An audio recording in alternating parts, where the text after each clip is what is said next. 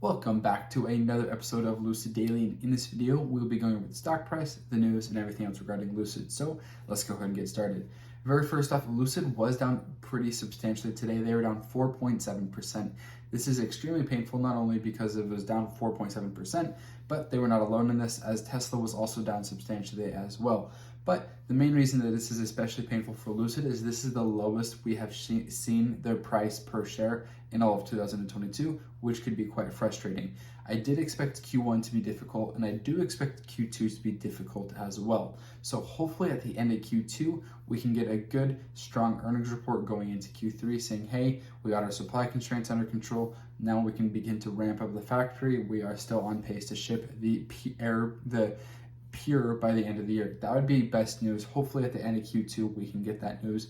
I still do expect all of Q2 to be quite rocky as well. So definitely something you want to keep an eye on as an investor, exactly what the stock is doing and your strategy long term with it. So that being said, hopefully this weekend I can get a long-term spreadsheet out of where I see Lucid in the next 3 to 5 years, next 12 months, 24 months, and beyond. Hopefully I'll have a little bit of extra time I can do that and get that out and hear your guys' thoughts on it as well. As in terms of news, they did put out one Twitter post today, but it was just linking back to the Air Grand Touring performance, and it wasn't anything out of the ordinary. There actually was hardly any news around Lucid. Elon Musk kind of took the spotlight today with his Twitter frenzy and everything going on with that. So hopefully I can get you guys an update on that relatively soon as well. But like I said, this must be difficult to see if you're expecting Lucid to kind of U-turn this quarter. I would not expect it for this quarter nor next quarter.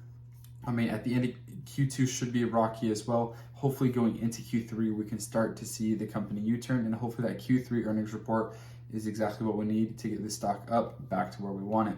So this company is trading at about $34.7 billion right now.